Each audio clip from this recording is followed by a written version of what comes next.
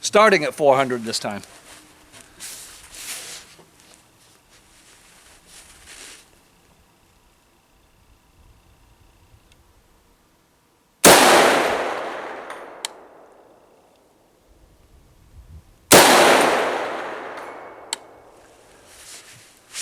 Isn't that awesome?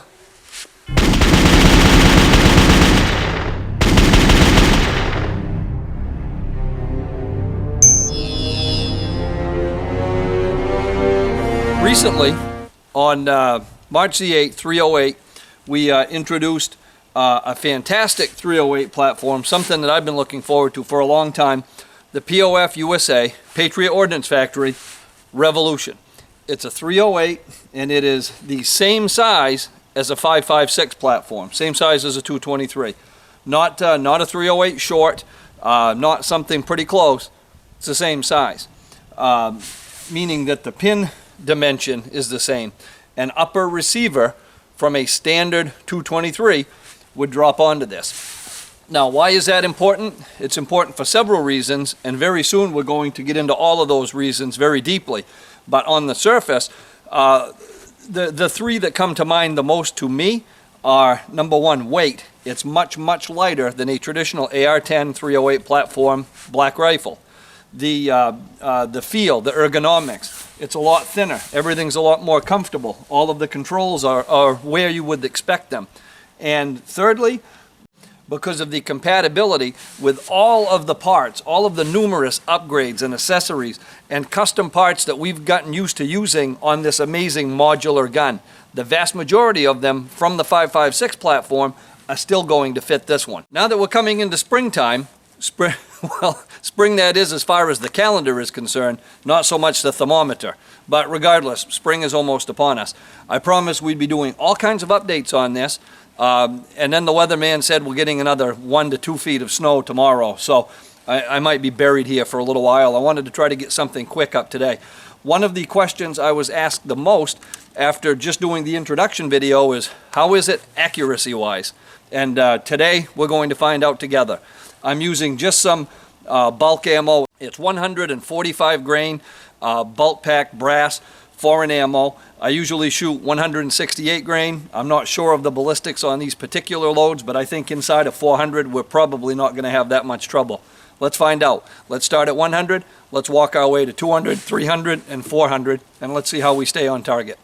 Thankfully, because I still can't get down range because of the amount of snow that we do have on the ground still, we're using the shootsteel.com targets. So where we're not going to be able to go down and hang some fresh paper, we're going to get that audio report back that we're on target. There won't be any question at all. Now, typically, when I'm shooting at distance, I like to have one camera down range. I like to have another one on the side of the firearm so you can see the action and see how it responds. Where we're going to be shooting at steel, and the only marker that we're on target is going to be the sound of the steel. I want the camera kind of pointed in this direction so the mic has the best chance possible of picking up that signature, that classic steel ringing sound. I don't have a suppressor on it today, so we're going to have to listen a little bit harder than if we did. Let's start at 100 and sequentially move out to 400 and 100 yard increments. If I can do my part. I'm quite sure the rifle can. It's going to be up to me at this point, so it may take a while.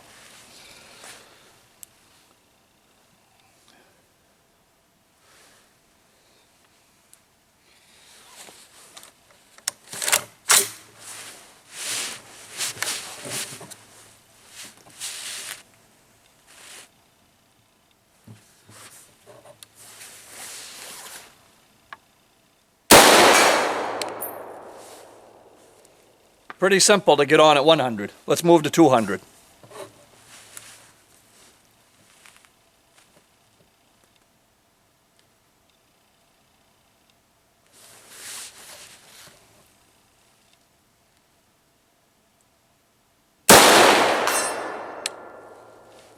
No problem. Let's go to 300.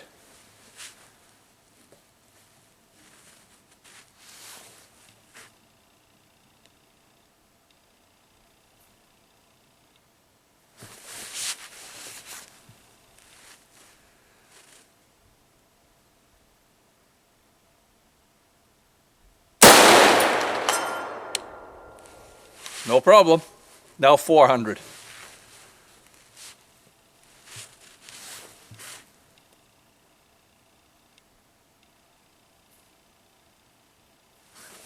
Now this may be a little harder to hear because the half-size silhouettes we have are partially buried in the snow.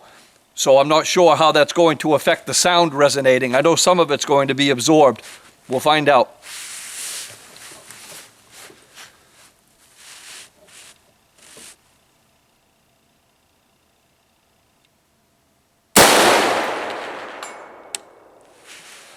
No, just as clear as can be.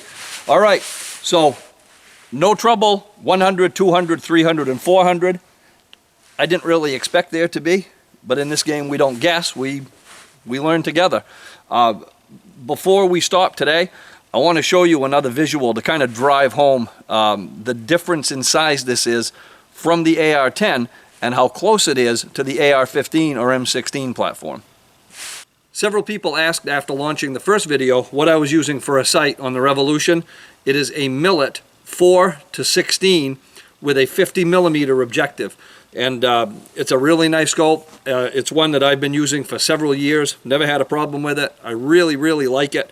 It's got an adjustable parallax and it has an illuminated crosshair. And man, it just works fantastic for me. So if you're one of the people that asked, that's exactly what it is. A Millet 4-16 with a 50mm objective.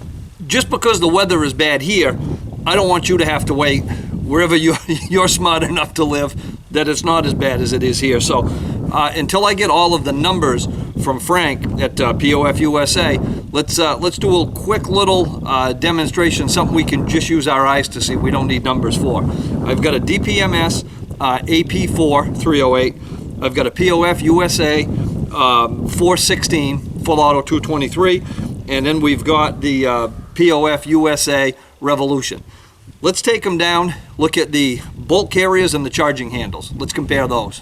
So when you're looking at these bolt carriers and charging handles, left to right, you're going to be looking at the POF-USA Revolution 308.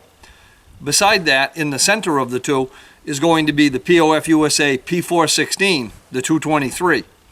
All the way to the right, the really large one, that's the DPMS AP4 or LR308 bolt carrier and bolt and charging handle. What a massive difference there is. The outside diameter, the OD, on the POF-USA Revolution and the POF-USA P416, which is just a standard 223 size carrier, are exactly the same. For a matter of fact, you could interchange them. It wouldn't function. You won't be able to do anything because the bolt itself is going to be different, where one is for the 308 and the other for the 5.56. But that's how close they are. They are the same. Now, one thing that really sends it home is, let's see if I can do this without disrupting the camera too much. I like the charging handle. I like the Tomahawk charging handle from the Revolution. I would like to have one in my 416. So I believe I can take my 416 bolt and carrier and the Tomahawk charging handle from the 308, and I can interchange them, put my 5.56 bolt back in the 5.56 rifle, and we're good to go. How cool is that? Now I've got a Tomahawk for the 416. Now I'll put a photo of a standard 308, in this case from the AP4 charging handle, beside the Revolution charging handle, so you can see what a difference there usually is. So how awesome is that? It's a small platform, it's very light, it's very thin, has parts compatibility, you know, unlike any other 308 platform black rifle, and it can hit targets no problem, at least out to 400 yards. And I know that we're not really, you know, pushing that envelope, but it's all I've got, so that's what we have to work with. I'm going to, before I get inside, spend a little bit more time on the range. I've still got a loaded magazine here for the 308, and then I'm going to scram, try to get back and upload this footage, and prepare for the storm we have coming in. As soon as it's over, I promise you, we'll have a nice solid technical piece on the Revolution. So if you enjoyed this next short sequential video on the POF-USA revolution, please click like, share us with your friends in your vast social media universe, subscribe to the channel if you don't already, and until next time, have fun and be safe.